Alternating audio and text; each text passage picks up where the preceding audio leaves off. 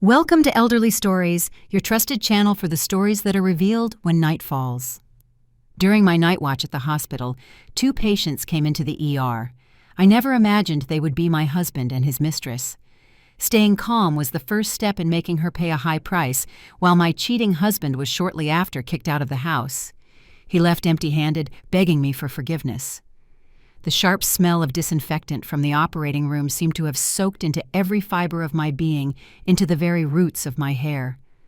At 10 o'clock at night, the complex operation to remove a tumor had finally finished. I took off my surgical mask, which had left 2 deep marks on my cheeks, and I felt every one of my vertebrae protest in exhaustion.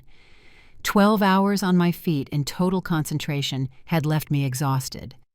I just longed to return to the warmth of my home sink, into my bed, and let sleep take over. My husband Daniel was on a business trip in Chicago. He wouldn't be back until the weekend. The house felt a little empty without him, but after a day like today, the silence was a luxury I craved. I dragged my feet tiredly toward the break room. Just as I was about to change out of my scrubs, the shrill ring of the internal phone broke the quiet. I picked up. The urgent voice of the ER nurse on duty echoed on the line. "Dr. Sarah, can you come down to the ER, please? We have a gynecology case, a pregnant woman who fainted next to her husband. The situation doesn't look good." A pang of annoyance ran through me, but it was quickly replaced by a doctor's sense of responsibility. In this profession, there are no set hours. I put my white coat back on, fixed my slightly undone bun, and hurried toward the elevator. The hospital corridor at night was long and cold, broken only by the rhythmic echo of my footsteps. Another interrupted night, I thought. The ER was always a noisy chaos. The smell of blood and alcohol, the screams, the crying, the squeal of stretcher wheels on the tile. I was more than used to that scene. The on-call nurse came out to meet me and caught me up as we walked. Patient Isabella Miller, 25 years old, pregnant, suffered a syncope. The companion is her husband. He states she slipped and fell in the bathroom. The woman got so scared she passed out. The husband also has a minor head trauma. I nodded, following the nurse toward one of the beds, separated by a curtain. In the distance, I saw a man sitting in a chair holding his head. His figure was incredibly familiar. My heart skipped a beat. My steps slowed. How was that possible? Daniel was supposed to be in Chicago. It must be someone who looks like him. I tried to convince myself, but an unexplainable sense of unease took hold of me. When the curtain was pulled back, the harsh white light of the ER illuminated the 2 people inside, and my world collapsed. The man was without a doubt Daniel, my husband. He was wearing the gray silk pajamas I had given him for his birthday, the same ones he said he would take on his important business trip. He had a reddish bruise on his forehead. But what left me paralyzed was not his presence there, but the woman lying unconscious on the stretcher, a young girl with a delicate but pale face, and above all, her prominently swollen belly. The medical chart hanging at the foot of the bed clearly indicated 2 names: Daniel Anderson, husband, and Isabella Miller, wife. Husband and wife. Those 2 words were like 2 daggers stabbing straight into my heart. I stood frozen, feeling the air around me grow thick and unbreathable. Daniel looked up. When our eyes met, his face transformed. From surprise, he went to confusion, and finally to absolute panic. His lips trembled, unable to speak. He never would have imagined that in such an ironic circumstance, the doctor called for the consult would be his own wife. The noise of the ER seemed to fade away, leaving only a terrifying silence between the 3 of us. My husband's business trip, a pregnant mistress, a fateful medical consultation. All the loose pieces of the puzzle suddenly clicked into place, forming the rawest, most disgusting picture of betrayal. In that instant, a wave of rage consumed me, a fury that seemed capable of burning everything down. I wanted to lunge at him, to scream, to demand answers, to turn the ER upside down so everyone would know the true face of the man I had always trusted. I clenched my fists so tightly, my nails dug into my palms. The physical pain helped me cling to what little rationality I had left. But I am a doctor, and this is a hospital. I knew better than anyone that making a scene right now would only make me the laughingstock, and I would be the one most hurt. The prestige I had built for years as a professional could crumble in a single night. Daniel, after the initial shock, jumped up. He looked at me with an expression of pleading and terror. He approached me and in a low voice, almost a pathetic whisper, he begged, "Sarah, what are you doing here? Let me explain." I looked him straight in the eye. My voice came out cold, devoid of emotion, but just loud enough for only the two of us to hear. "Mr. Anderson, right now, you are a patient's relative, and I am the doctor. I urge you to maintain your composure. The rest can wait." Every one of my words was sharp as a scalpel, making him tremble. He knew my character. Once I made a decision, nothing could change my mind. Seeing that I had no intention of making a scene, immediately his face showed slight relief, although the anxiety was still obvious. He backed away a few steps, cornering himself in a corner, not daring to look at me again. I turned to the nurse, my voice now normal, professional, and with a terrifying calm. "What is the patient's status? Are her vital signs stable?" The nurse, somewhat surprised by my change, quickly informed me. I listened, nodded, and began to examine the woman named Isabella. When my hand touched her cold skin, a wave of repulsion washed over me. This was the woman who had invaded my marriage, the one carrying my husband's child in her womb. But I suppressed it all. I checked her pulse, her blood pressure. I listened to the fetal heartbeat. Every movement was precise without the slightest tremor. In my mind, there was only one thought: stay calm. Control the situation. While an orderly took Daniel away on a stretcher for a CT scan of his head to rule out injuries, he passed by me without taking his eyes off me. He wanted to say something, but he held back. Seizing a moment of distraction as the stretcher passed me, I leaned over with lightning speed and took his phone from his pants pocket. It was an impulsive act, but I knew it could be the key to unlocking all the secrets he was hiding. I clutched the phone in my coat pocket, feeling the cold metal. When I was left alone by Isabella's bed, I allowed myself to let out a long sigh. The earlier rage had dissipated, giving way to a ruthless coldness. I was not going to cry. I was not going to break down.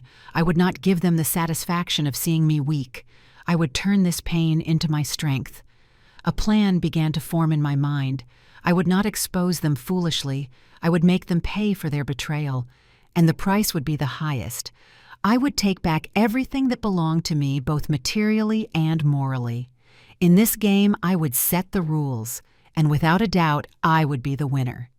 After Daniel was taken away, I had more time to observe the woman on the stretcher. Isabella had started to regain consciousness. Her long eyelashes fluttered, and her eyes slowly opened. She had a fragile beauty, the kind that men feel the need to protect. Her large, round eyes looked around disoriented until they stopped on her belly, which she instinctively hugged. Seeing me beside her, dressed as a doctor, she whispered weakly, "Doctor, my baby.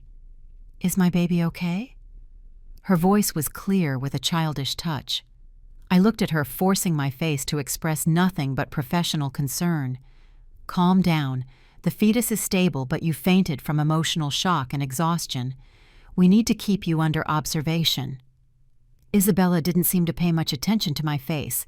In her eyes, I was probably just one of the many doctors in the hospital. She only cared about the child she was carrying. This reinforced my suspicion that she probably didn't know who I was. Daniel wouldn't have shown her a picture of me. A bold idea crossed my mind. I wanted to test her.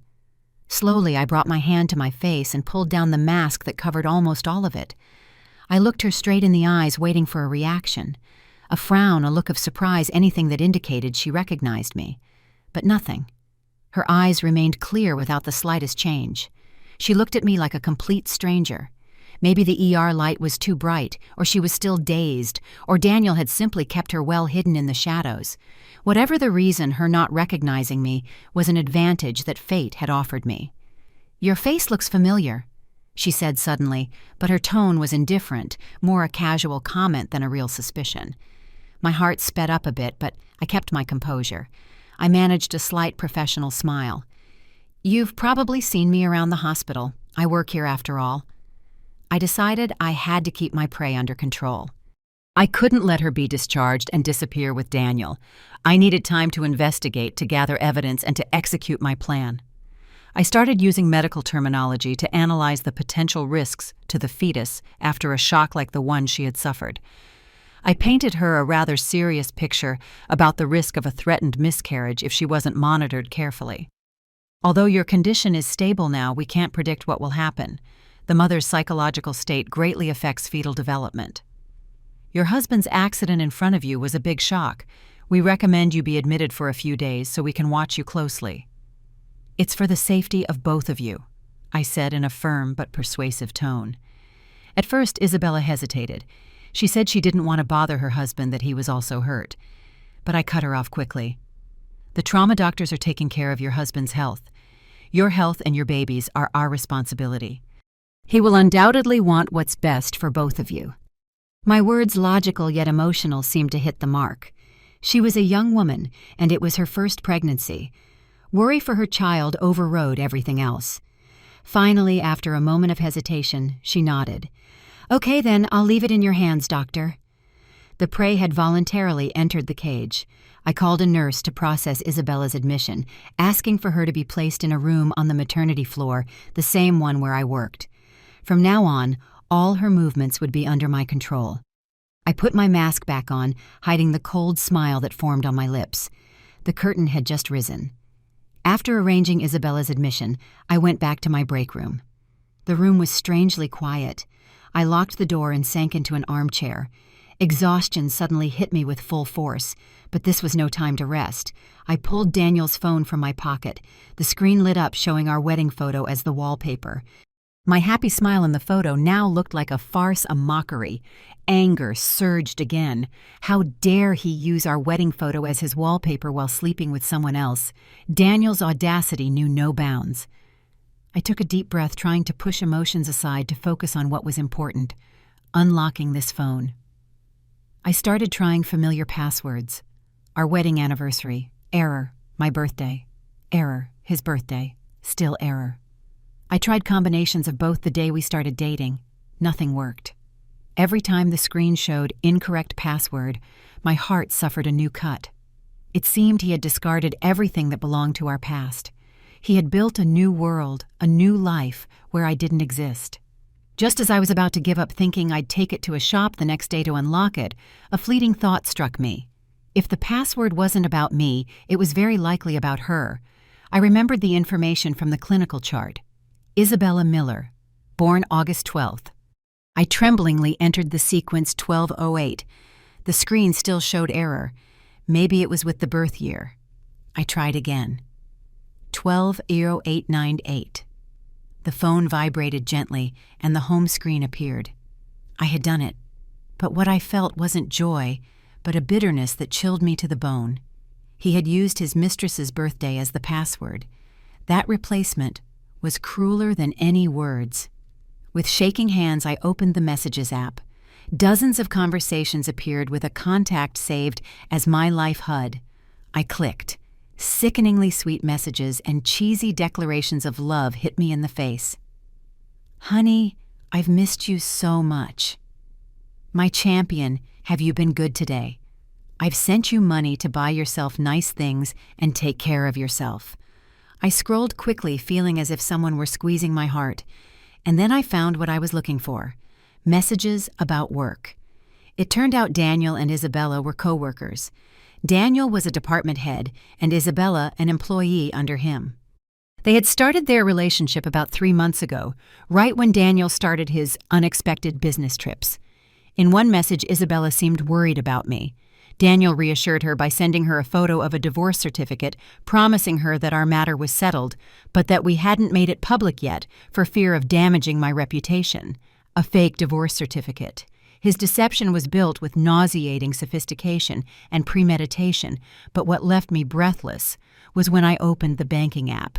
The transaction history showed that in the last 3 months, Daniel had transferred large sums of money to Isabella, totaling almost $50,000. $50,000. It was the money we had worked so hard to save for years, intending to make a down payment on a house in the suburbs.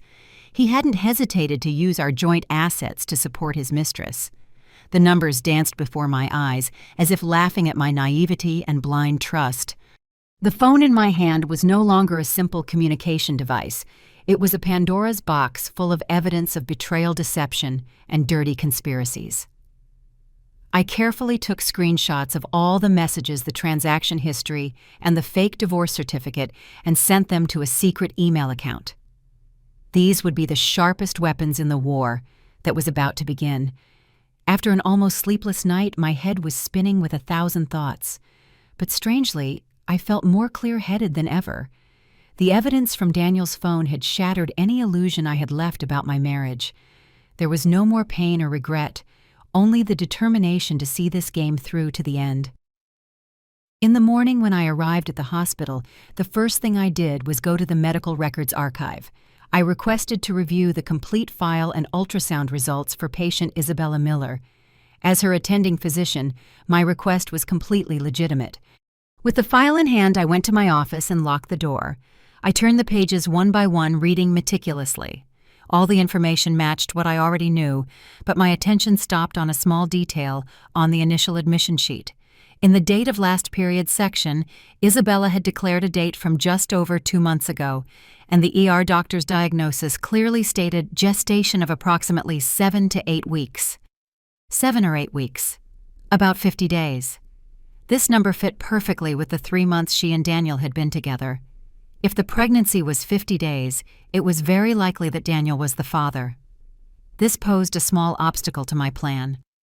But I didn't trust declarations. I trusted science in what my eyes saw. I turned to the ultrasound image taken the night before. As an experienced gynecologist, a simple glance was enough for me to estimate the gestational age based on biometric parameters. Biparietal diameter, abdominal circumference, femur length. I placed the film on the light box and narrowed my eyes, observing carefully. The numbers were clear. The embryo was quite developed. The basic organs had already formed. I did a quick mental calculation. Impossible for it to be 7 weeks. Based on the size and degree of development, the fetus was at least 12 or 13 weeks old. That is 3 months. 3 months. A huge difference from the 50 days Isabella had declared. 3 months ago, Daniel and Isabella hadn't even started their illicit relationship. This could only mean one thing. The baby Isabella was carrying was not Daniel's. An electric current ran through my body. There it was, the ultimate weapon I was looking for. Daniel was being deceived. He was eagerly awaiting another man's child. And on top of that, he was sparing no expense to support them. He was, without knowing it, being made the biggest fool imaginable. His stupidity was despicable, but also laughable. And Isabella was no naive girl. She had calculated everything meticulously, looking for a wealthy, unsuspecting fool like Daniel, willing to pay to legitimize her pregnancy. The fainting spell the other night, supposedly from worry, had been a masterful performance. I sat in silence for a moment, feeling a mixture of indignation and satisfaction. Suddenly, everything became much clearer and simpler. I wouldn't reveal the truth right away. No, that would be too easy for them. I would play their own game. I would let Daniel continue to be absorbed in his fantasy of being a father. I would let him sink even deeper into that mud. I would let him care for that child with his own hands, only to at the last moment throw the truth in his face. I wanted to see his expression when he discovered that both his wife and his mistress had turned him into a complete clown.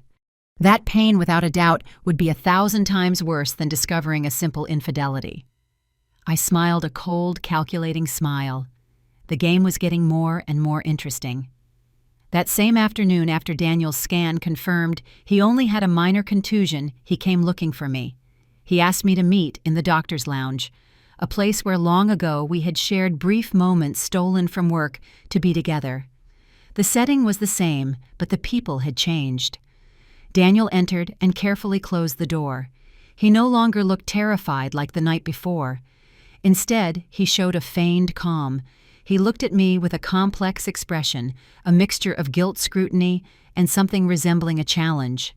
"Sit down," I said, pointing to the chair opposite me with a calm voice. I was mentally prepared for this conversation. I knew I had to act and do it perfectly. Daniel sat down, clasping his hands on his lap. He was silent for a long time, as if choosing his words. Finally, he spoke in a low voice. "Sarah, I'm sorry. I know anything I say now is useless, but I truly— I interrupted him, not with a reproach, but with a choked sob. I put my hands to my face, and my shoulders began to shake. Tears, a weapon I rarely used, flowed with astonishing ease. I cried for my marriage, for the betrayed trust, and for the role I was forced to play. Seeing me cry, Daniel seemed bewildered. He stood up, paced the room, and then sat down next to me. He tried to put a hand on my shoulder but pulled it back. "Don't be like this, please. I know I made a mistake." "A mistake? What a soft word you use," I said, looking up at him with red eyes. "You said you were going on a business trip, and you were with another woman, and on top of that, she's having your child." "Daniel, what am I to you? A fool you've been cheating on all this time." Daniel avoided my gaze and started with the same old song of all adulterers. Not only did he not repent, but he had the audacity to blame me. "Sarah, you have to understand me. We've been married for 5 years and we don't have children. I'm the eldest son, the pressure from my parents, from the family. Do you understand? I also want to be a father. And you're always with your work with the hospital. Have you ever really cared about how I feel?" Hearing those words, my blood boiled, but I managed to contain myself. I had to appear weak, let him believe he had hit my weak spot. I lowered my head, and my sobs became more desperate. Seeing that I wasn't responding, Daniel grew bolder, believing he had found my weakness. He knelt in front of me, his tone softened as if he were granting me a favor. "Things have reached this point. We have to find a solution. Isabella is a good girl.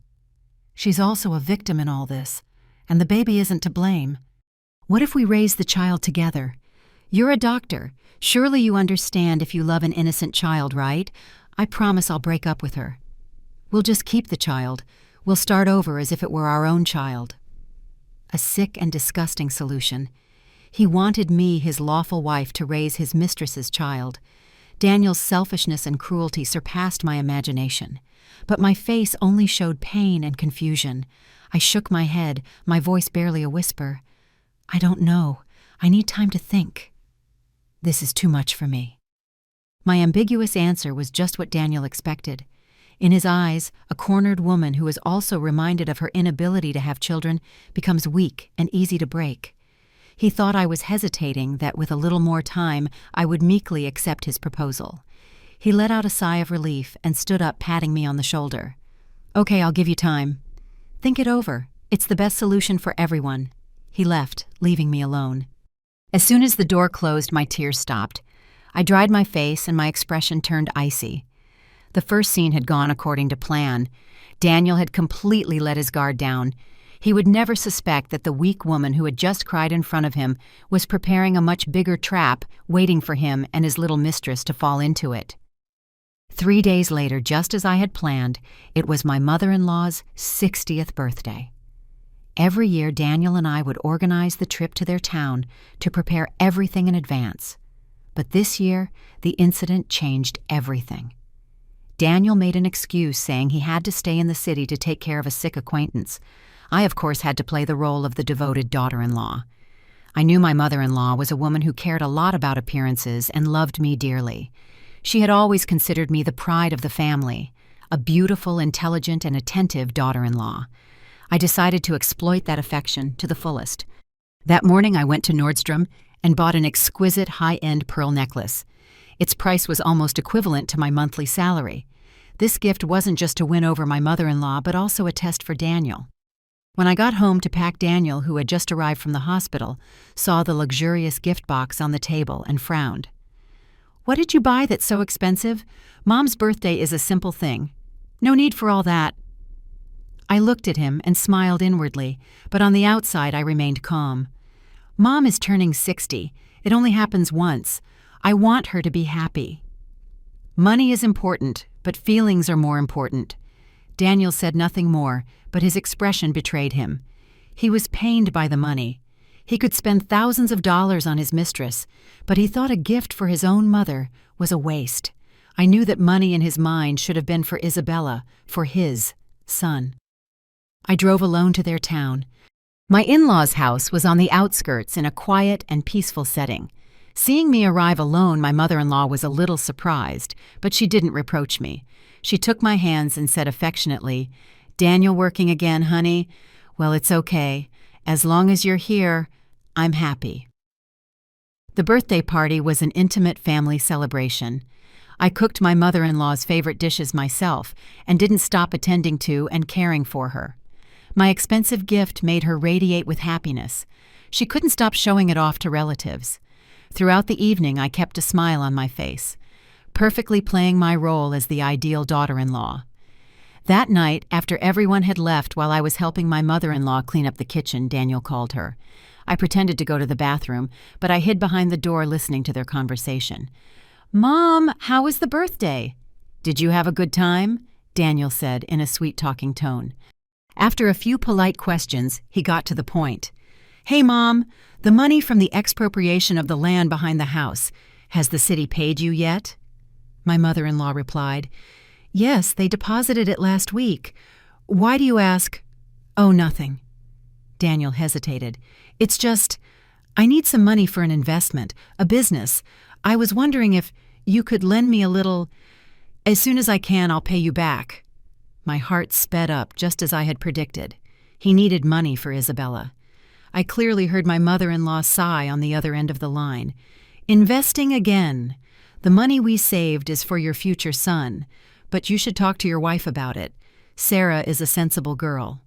Don't make decisions on your own. I know, Mom, but this is man's business. If I tell her, she might not understand." "Come on, Mom, lend it to me. I promise I'll make a profit." Daniel kept insisting. I didn't need to hear any more. It was enough.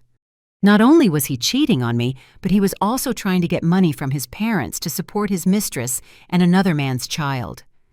Daniel's lowness had erased any feelings I might still have had for him. I returned silently to the kitchen and continued cleaning up as if nothing had happened. But in my mind, a new, much crueler plan was already taking shape. During dinner at my in-laws' house, the atmosphere was very joyful. My father-in-law, a man of few words but very affectionate, kept putting food on my plate.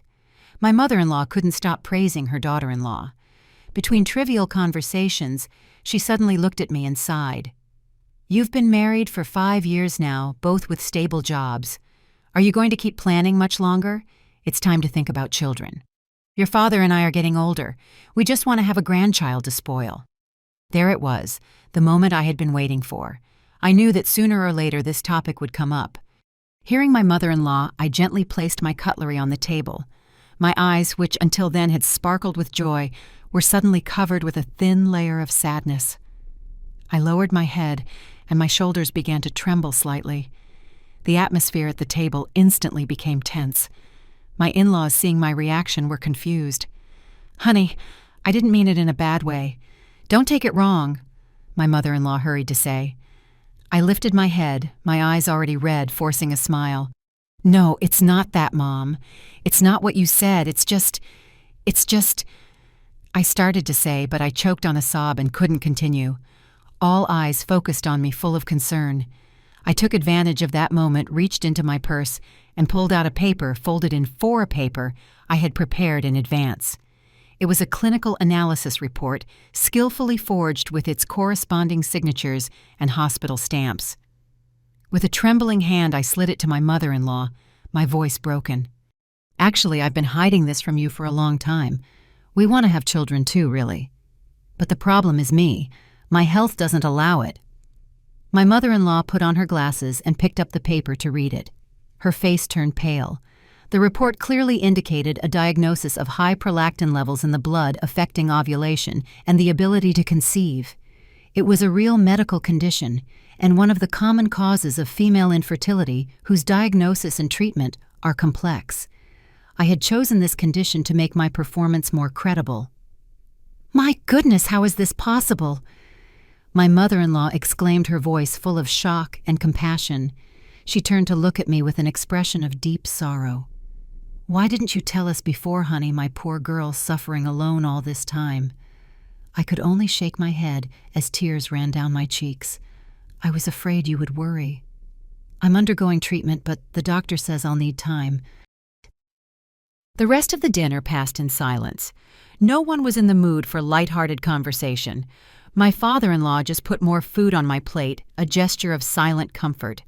During my performance, Daniel, who was not present, would surely feel relieved if he knew. He didn't say a word when I told him over the phone. This farce had achieved two goals at once.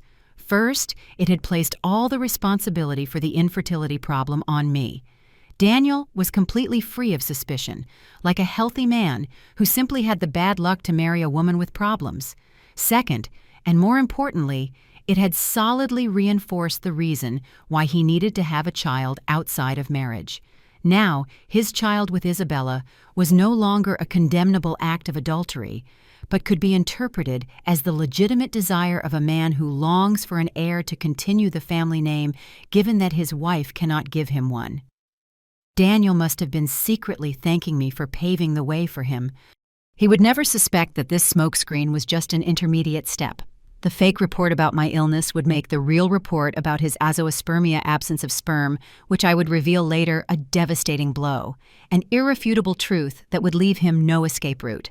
I had made him believe blindly that the problem was mine and that Isabella's child was his only hope. Returning to the city after the trip to my in-laws, I felt much stronger. Every step of my plan was moving in the right direction. Daniel had completely swallowed the story I invented. He even acted sympathetic and comforted me. But I knew that behind that facade hid his satisfaction at having been freed from the burden. Meanwhile, Isabella remained meekly admitted to the hospital. Under my care, everything was under control. However, I knew that to ensure victory, I needed to know my opponent thoroughly. Isabella couldn't just be a naive girl who had gotten involved in this. The deception about the fetus's age showed she was a calculating person. I needed to know more about her past, her previous relationships, her family background. I remembered Mark, an old classmate from university.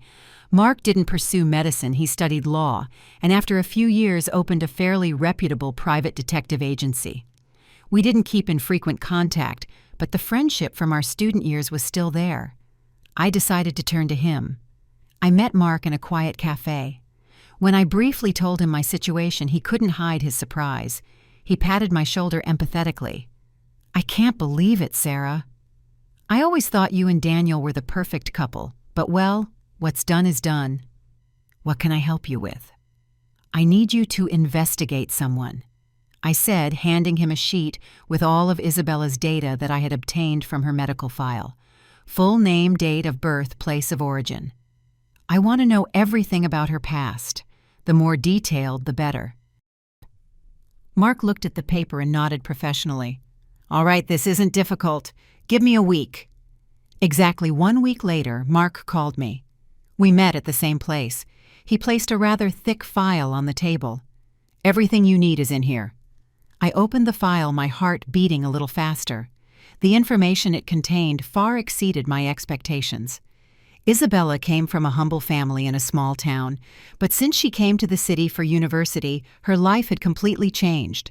She was known as one of the prettiest girls in her college, always surrounded by suitors. The most revealing fact was that in her second year, she had married a young millionaire, the son of a large construction company owner. The marriage lasted just over a year. According to Mark's information, the reason for the divorce was that Isabella couldn't fit in with her husband's family. But the key point was that after the divorce, Isabella received a huge financial compensation, enough to buy a small apartment and live comfortably for a long time. After the divorce, Isabella did not return to university. She began a life of luxury, associating with several wealthy older men. Her job at Daniel's company was just a cover. She had only been there a short time. The file included several photos of Isabella entering and exiting luxury restaurants and hotels with different men. All of this had happened just before she met Daniel. Reading that, I understood everything. Isabella was not an amateur gold digger. She was a professional. She knew how to use her beauty and apparent fragility as bait for men with money and status, but with marital problems like Daniel. The baby she was carrying was most likely the result of one of those previous fleeting relationships, and Daniel, with his blind desire to have a child, had become the perfect sugar daddy. I closed the file feeling an icy chill inside. My hatred for Daniel and Isabella multiplied. They hadn't just betrayed me, they were two scammers collaborating to steal my assets. I thanked Mark and paid him generously for his services. With the file in hand, I knew I had a new ace up my sleeve. This war would have no mercy. A few days later, Isabella was discharged. Her health had stabilized, and keeping her in the hospital any longer would have raised unnecessary suspicion. I signed her discharge report and gave her the usual instructions for a pregnant woman like a dedicated doctor. Isabella thanked me profusely, her gaze completely free of suspicion. That morning I took the day off. I didn't go straight home, but drove to a cafe across from the hospital entrance. I chose a table in a corner where I could watch the exit area. I wanted to see with my own eyes where Daniel was taking his new home. Around 9, Daniel appeared. He was driving the car we had bought together on installments now used to transport his mistress. He carefully helped Isabella out of the hospital, opened the car door for her, and settled her in the seat. Those tender and attentive gestures that were once only for me. Now seeing them, I no longer felt pain, only a bitter irony. The car started. I started mine and followed him at a safe distance. Daniel's car did not head toward our house or his parents' house. It headed toward a new development in the west side of the city, a prosperous area with modern, luxury apartment buildings. My heart sank. I had a bad feeling. Finally, the car stopped in front of the entrance of an elegant building. A building I could never forget. It was the apartment we had bought 2 years ago with all our savings. We had planned together that when we had a child they would go to the international school nearby and we would move there. That house held all our dreams and plans for a happy future. I remembered that just 3 months ago, around the same time Daniel started his relationship with Isabella, he came home very happy and announced that he had found a tenant for that apartment at an excellent price. He said we would rent it out to get a return while we continued living in our usual house. At the time, I believed him blindly and even praised him for being so forward-thinking. It turned out it was all a blatant lie. He hadn't rented it. He was preparing it for his new family. A family without me. Sitting in the car, I watched Daniel help Isabella into the building. I gripped the steering wheel so tightly my knuckles turned white. My indignation reached its peak. That was my house bought with the sweat of my brow, and now it had become the love nest for an intruder and another man's child. He hadn't just betrayed me, he was usurping my property in plain sight. Daniel's cruelty had crossed all boundaries. He didn't just want a child, he wanted to take everything that was mine, my love, my money, and even my dream house. Very well, if he wanted to play to the end, I would play along. I would let them enjoy their fleeting happiness in that house. The higher they climbed, the harder the fall. I would make them give it all back with interest. I took out my phone and dialed a number. Mark's law office. How can I help you? After discovering that Daniel had moved Isabella into our own home, I needed a few days to calm down. The initial rage gave way to a steely resolve. I began the next phase of my plan. Get close to Isabella and pretend to care about her. I called Daniel, keeping my voice weak and resigned. Honey, I've been thinking a lot these past few days. Maybe you were right, the baby isn't to blame. I'd like to visit her and the baby. After all, it seems like in the future, we'll be family.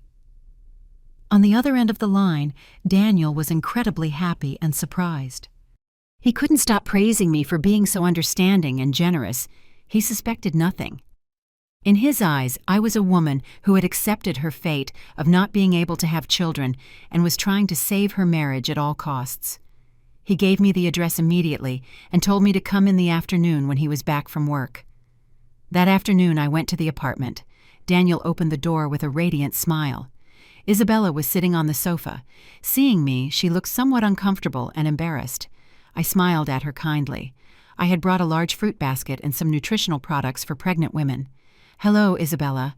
I'm Sarah, I said in a soft voice. I came to see how you and the baby are doing. Don't worry, we consider you family. Isabella, whom Daniel must have already prepped quickly, became friendly. We sat and talked mainly about the pregnancy and care.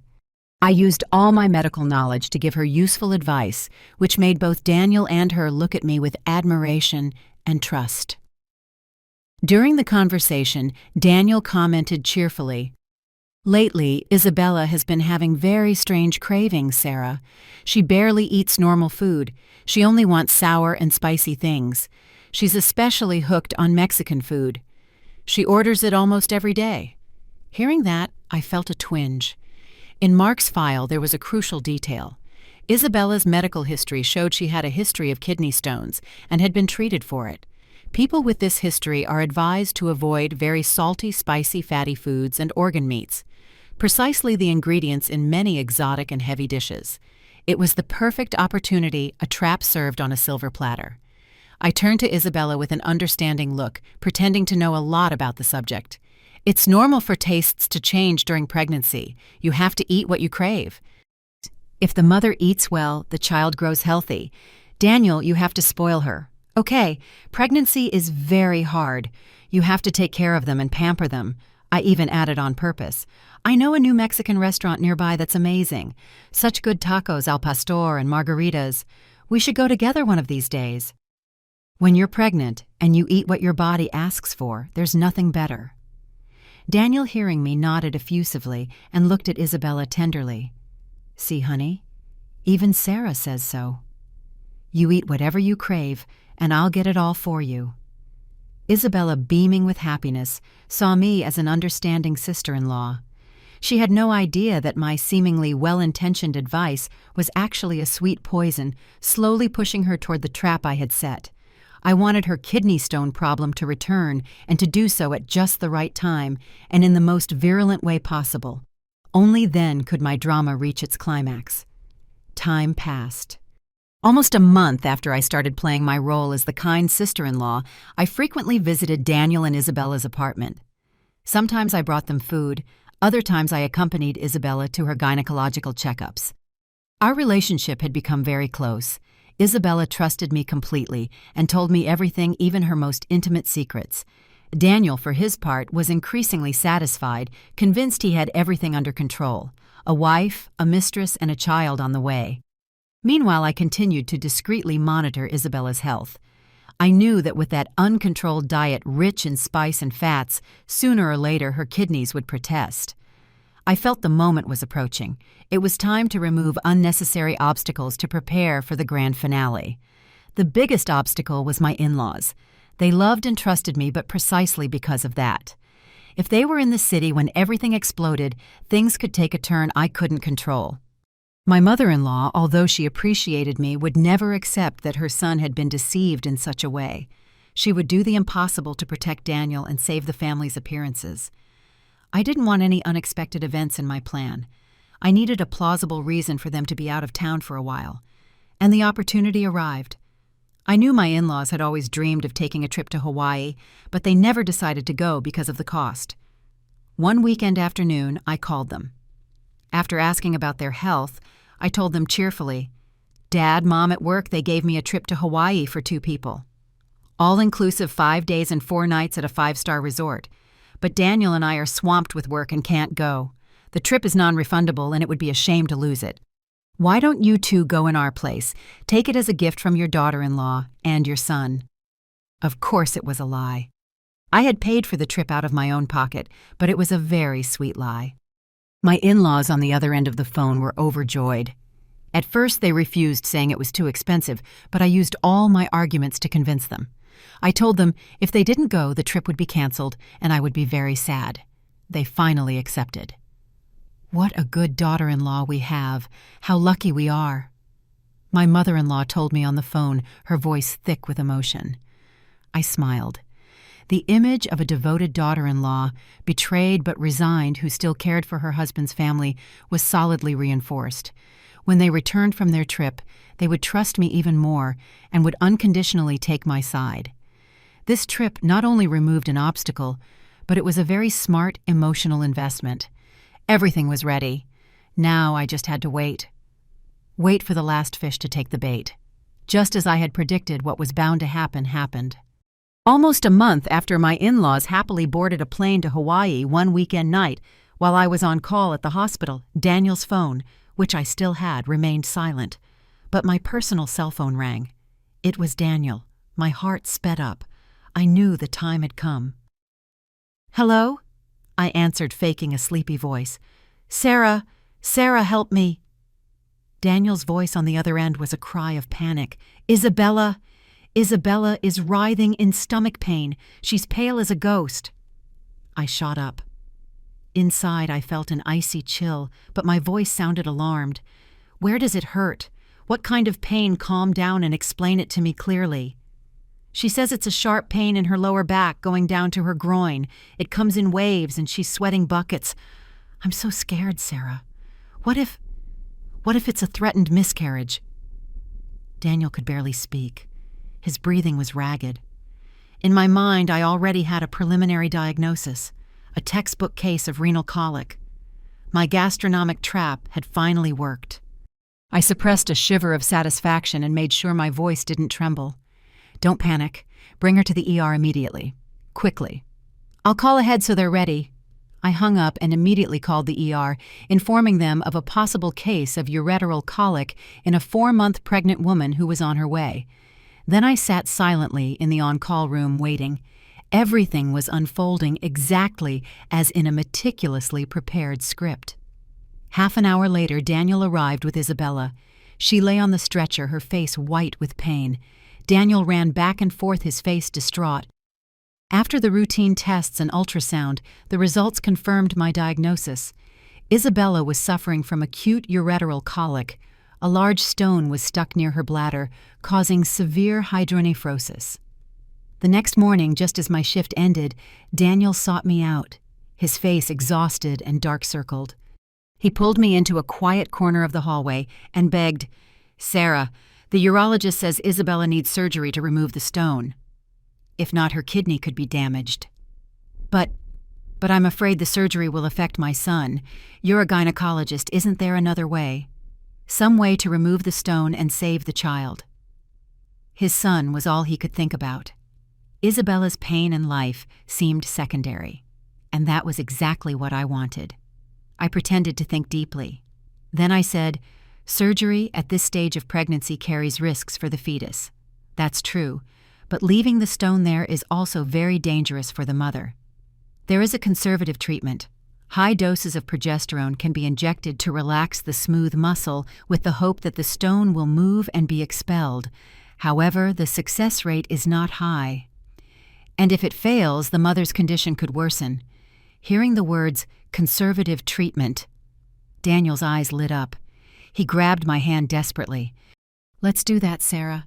I can't lose this child. Isabella is strong. She'll endure. I'm sure my son will protect his mother." I gently pulled my hand away, feeling absolute contempt. "If that's your decision, I won't oppose it. But you have to be the one to talk to the urologist and sign the informed consent, assuming all responsibility. I can only advise you as family." Daniel nodded repeatedly. He thanked me 1,000 times and ran off to find the doctor. He didn't know that his brave decision that day was the last shovelful of dirt on the grave of his greatest hope. The stupid fish had swallowed the hook, line, and sinker. With a blindness and stubbornness typical of someone making an heir, Daniel ignored the urologist's warnings. He insisted on conservative treatment for Isabella and signed the document assuming all risks. Perhaps to avoid a complicated case with such an obstinate family member, the doctors finally agreed to his request. However, Daniel didn't want Isabella to receive treatment at my hospital. Maybe he feared my interference or just wanted to take his mistress to a more discreet place. He processed Isabella's voluntary discharge and took her to a rather large private clinic on the outskirts to start the progesterone treatment. I knew everything, but I said nothing. I just watched in silence. In the following days, Isabella's situation did not improve as Daniel had hoped. The renal colic tortured her daily, each time with more intensity. The stubborn stone didn't move while the fluid retention in her kidney worsened. Isabella began to run a high fever, a sign of a urinary tract infection. Daniel stubbornly believed that with patience, everything would be resolved. He continued to take her to the private clinic for her injections, ignoring Isabella's obvious deterioration. And then the worst happened. One afternoon, as I was preparing to end my shift, the maternity emergency phone rang. An alarmed voice from the ER informed me, "Dr. Sarah, an extremely serious obstetric emergency has just come in. Patient Isabella Miller, about 4 months pregnant, in septic shock, multi-organ failure, and with signs of massive vaginal bleeding. Come down to the ER immediately and prepare the emergency OR." The name Isabella Miller resonated like thunder. I knew the drama had reached its climax. With the greatest possible calm, I gave the orders. "Prep the OR reserve blood and all resuscitation equipment." Then I changed quickly and went down to the ER. The scene was chaotic. Isabella lay on the stretcher, her face grayish and her breathing barely perceptible. Beneath her, blood soaked the sheet. Daniel was by her side, trembling, his clothes disheveled, and an expression of absolute terror, like a lost soul. Seeing me, he ran to me as if I were his only salvation. "Sarah, save them. Save my wife and my son." I slapped his hand away and approached the bed coldly. Isabella's condition was worse than I imagined. The septic shock from the urinary infection had spread throughout her body, causing a coagulation disorder that had led to uterine bleeding. There was no fetal heartbeat. The baby had died. The problem was no longer saving the child, but racing against time to save the mother's life. "Prepare her to go up to the OR immediately. Notify anesthesia and the ICU. This is a life-threatening emergency," I ordered in a firm voice. Then I turned to Daniel, my gaze empty of emotion. "The patient's condition is critical. The prognosis is very grim. You are the family member. Prepare for the worst." With that said, along with the nurses, I pushed the stretcher toward the elevator, leaving Daniel petrified in the middle of the ER chaos. He probably still didn't understand that his own ignorance and stubbornness had brought them both to death's door. The light in the operating room was blinding. The air was thick with tension. On the operating table, Isabella lay motionless. Her life hung by a thread supported by a web of machines and IV lines. The uterine bleeding was uncontrollable. Her uterus in atony after the miscarriage would not contract. Blood gushed ceaselessly. We had exhausted all uterotonic drugs. We had tried all possible conservative techniques, but nothing worked. After more than an hour of desperate struggle, the professor leading the operation, my respected mentor, had to make the most difficult decision. He turned to me and the other colleagues, and in a grave, heavy voice he said, "There is no other option. The patient has severe coagulopathy and complete uterine atony. If we do not perform a hysterectomy to stop the bleeding immediately, we will lose her in minutes." We all fell silent. We knew it was the last resort. A cruel solution, but the only one to save a life. Removing the uterus meant Isabella would forever lose her ability to be a mother. But between life and motherhood, the choice was obvious. "Dr. Sarah," the professor called me, "please go out, explain the situation, and have the family members sign the informed consent. We don't have much time."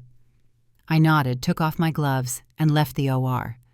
Daniel was slumped in a chair in the waiting room, his head in his hands. Hearing the door, he jumped up.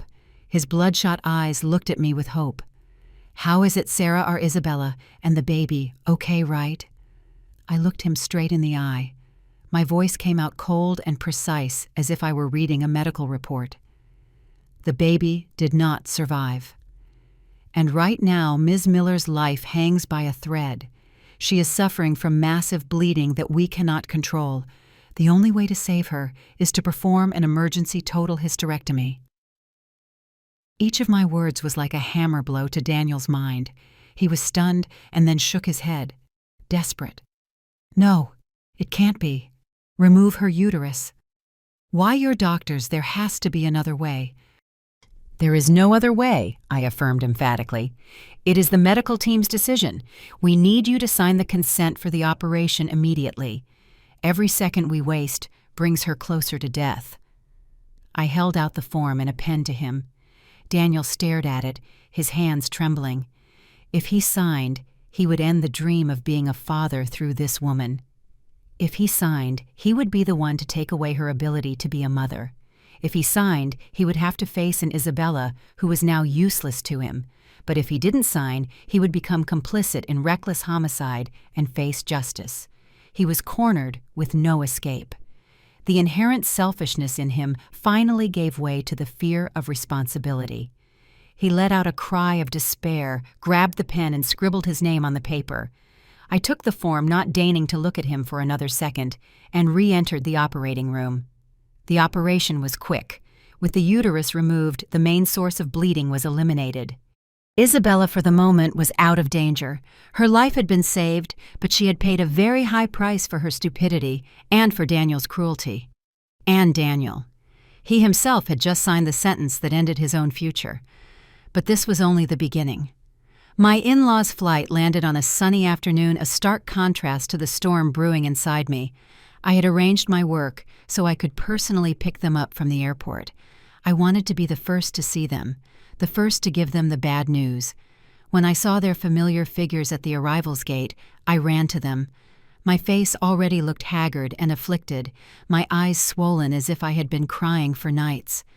"Honey, what are you doing here? You look terrible. Did something happen?" My mother-in-law, after the initial joy, immediately noticed my state. I said nothing. I just shook my head and burst into tears, leaning on her shoulder like a helpless child. My reaction alarmed them. They took me to a nearby bench, asking me endlessly, "What's wrong, honey? Tell us, did Daniel do something to you?" My father-in-law, usually quiet, also seemed impatient. Taking a breath, I looked at them with a broken voice. "Dad, Mom, I don't know how to tell you. It's Daniel. I began to tell them my story, a carefully edited and rehearsed version. I told them how I accidentally discovered Daniel's infidelity, how he, far from repenting, had blamed me. I told them he had gotten another woman pregnant, a young co-worker. Crying. I told them I had been devastated, that I had thought about leaving him, but for the family, I had tried to endure and had even agreed to visit and take care of the other girl. I thought if I was generous, he would reconsider. I thought that since I couldn't give him children, it was my fault he did something like that. "But I was wrong, Mom, I was wrong." I broke down, sobbing uncontrollably. My mother-in-law listened, her face changing from disbelief to anger. She cared deeply about family honor and genuinely loved me. That her golden boy had committed such a vile act was an unacceptable humiliation. "That scoundrel, that lowlife," she hissed through clenched teeth, her eyes burning with fury. "How dare he do this to my daughter-in-law, having a woman like you, and go off with some tramp?" She turned and squeezed my hand. "Don't cry anymore, honey. I'm here. I'm going to make him pay for this. Tell me right now where that hussy and my useless son are." Sobbing, I replied, They are at the hospital. She just lost the baby. They had to operate. Good karma. Take me there right now. I have to see the face of the one who dares to destroy a family, and I have to teach my son a lesson." My mother-in-law stood up fuming. I knew I had lit the fuse of her anger just as I wanted. She would be my battering ram, the one who would clear the way for my final act. I nodded, dried my tears, and accompanied them to the car. We headed straight to the hospital, where the real storm was about to break. We arrived at the hospital during the afternoon visiting hours. The maternity hallway was crowded. I guided my in-laws directly to the room where Isabella was recovering from the operation. Daniel was inside peeling an apple for her. "Daniel!" His mother's authoritarian scream made Daniel jump. The knife fell to the floor with a clatter. He turned, and his face turned ashen when he saw the three of us at the door. "Mom! Dad, what? What are you doing here?" My mother-in-law, without a word, entered like a fury. She approached the bed, looked at Isabella with contempt, and then turned to Daniel. A loud slap echoed in the room. "You disgrace! And you have the nerve to ask what we're doing here! Look at the mess you've made!" Then she turned to Isabella, who had shrunk in fear on the bed. Another slap this time for her. "And you shameless hussy! You go around seducing married men and destroying families." The room descended into chaos. Daniel tried to hold his mother back, pleading, "Mom, please not here. This is a hospital." Isabella, after the blow, burst into tears. And suddenly, like a cornered animal, she screamed, pointing at me. "It's not my fault, it's hers. She killed my son. She's the one who made them take my uterus. Ma'am, she's a doctor here. She planned it all. Isabella's scream left everyone stunned, including my in-laws and Daniel. They turned to look at me with doubt. There it was, the moment I had been waiting for. Unfazed, I stepped forward, facing them all with a chilling calm. "You say I've harmed you." I looked Isabella in the eye, my voice cold as ice. "Then why don't you tell everyone who the real father of the child you lost was?" My question was like a bucket of cold water. Isabella turned pale, unable to speak. Daniel frowned. "Sarah, what nonsense are you talking about? It was my son." "Whose else could it be? Your son." I let out a laugh filled with sarcasm. "Are you sure? Are you sure you can have children? Daniel." Slowly, I took a file from my bag. A lab report I had prepared some time ago. It wasn't the fake report about my illness, but a semen analysis. I had secretly taken a sample from Daniel from his underwear and sent it to a prestigious lab. I showed the report to everyone. My voice rang out clear and firm, silencing the murmur in the hallway. "I invite you all to read it. It is the result of Mr. Daniel Anderson's analysis." Conclusion: azoospermia. Total absence of sperm in the ejaculate. So you all understand. He is sterile. The room fell completely silent. The word azoospermia fell on Daniel like a death sentence. He was the first to react. He lunged and snatched the paper from me. His eyes devoured the conclusion. His hands trembled so much the paper rustled. "Lies! This is fake! You faked it to hurt me!" he roared. His face contorted with rage and panic. He turned to his mother looking for support. "Mom, don't believe her. She's jealous. She's the one who can't have children." My mother-in-law, who, until a moment ago, was an erupting volcano, was now paralyzed. She tremblingly took the paper that Daniel had almost destroyed. She squinted to read every word. As she read, her face grew paler and paler. The anger toward Isabella had transformed into absolute horror. I remained impassive. "You can tear it up if you want. I have the original and a digital copy in my email. And if you don't believe me, the andrology department is on the floor below. You can go down right now and get a test and prove I'm lying." My calm drove him even more insane. He screamed like a wounded animal and ran out of the room. "Fine, I'll go get the test. I'll show you who's lying." Just as Daniel was leaving, the door opened again. But this time it wasn't a nurse. It was a young man dressed in brand-name clothes with slicked-back hair and an arrogant air. I recognized him. It was the young millionaire Mark had investigated, Isabella's ex-husband. Isabella, seeing him, turned even paler. She stammered, What are you doing here?" The man ignored her, smiled mockingly, and clapped ironically. Well, what an interesting gathering. What family drama I've missed." He glanced at my in-laws at me and stopped at Isabella's flat stomach. "I heard you got rid of the problem you had in there. Great one less headache for me." Then he addressed my in-laws with a theatrical bow. "Good afternoon.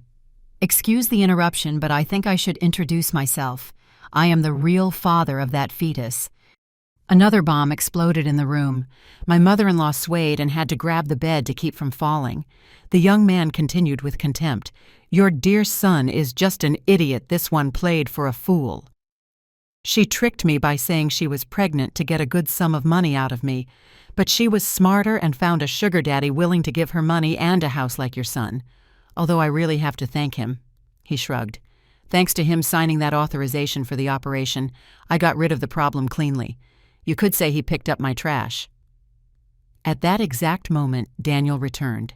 He hadn't gone to get the test. He probably realized the absurdity of the situation halfway there. He walked in just in time to hear the last sentence. The sentence that stabbed his pride as a man. Sterile, deceived, supporting another man's child, losing money, being the laughingstock of everyone. All the brutal truths fell on him at once, shattering his sanity. His eyes turned bloodshot. It wasn't anger anymore. It was the madness of a man who has lost everything. Without a word, he lunged at the bed. Before anyone could react, he grabbed Isabella by the hair and began to beat her savagely. "Lying bitch, you dared to cheat on me, I'll kill you!" he roared, his screams filled with pain and rage. The room turned into a madhouse. Isabella's screams, my father-in-law's attempts to stop him, the ex-husband's insults, and finally the dull thud of my mother-in-law fainting and falling to the floor. The curtain had fallen. Hospital security was quick to arrive. 2 burly men dragged Daniel away while he continued to curse. Isabella lay on the bed, disheveled, her face swollen, crying inconsolably. My mother-in-law was attended to by the nurses. Only my father-in-law, the ex-husband, and I remained in the midst of the disaster. My father-in-law looked like he had aged 10 years. He sank into a chair, sighing heavily. When the situation calmed down, I approached Isabella's bed. Seeing me, she flinched, her eyes full of hatred and fear. I leaned in and whispered in her ear so only she could hear me. "Well, have you seen his true face now? Did he love you? Or just the child you were carrying to perpetuate his family name? Now that there's no child, he doesn't hesitate to hit you.